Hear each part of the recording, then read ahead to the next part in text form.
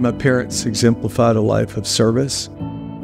My father was the youngest in his family and the first person to ever get a university education. He worked for 3.5 years in a paper mill to earn the money to go to his first year.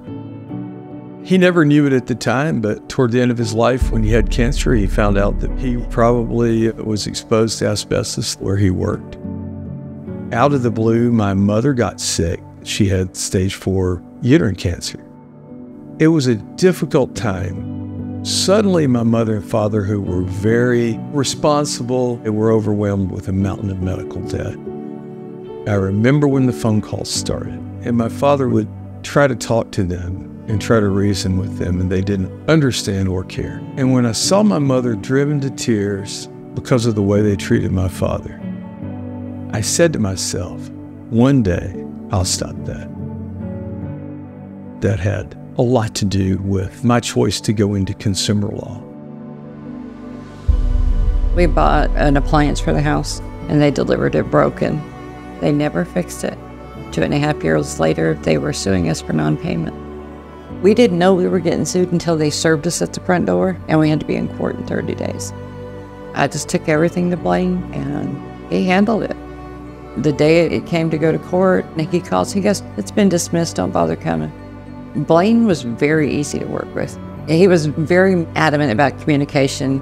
It was a smooth process. Working with Blaine, I was always informed. We talked a lot. Blaine was always letting me know what's going on. Matter of fact, we became friends after that. We talk all the time. He took care of me. I was referring to him to everybody that I know. Own your credit, own your life. Because when people come to me, the debt collectors have owned them unfairly, abusively.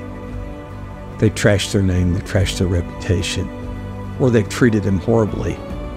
My clients who are victims of identity theft, often at the hands of strangers, sometimes at the hands of people who they love and trust. They've been taken advantage of. They're vulnerable. And so what I want to do is put them back in a position of ownership. This is not a job for me. This is who I am. People say all the time, "Well, it's so stressful. Why don't you go do something else?" I said, "You don't understand. I could hardly do anything else. This is who I am. My identity is bound up in this." So if you come to me, if you come to U.S. Consumer Law, I want to do one thing for you. I want to help you own your credit and own your life.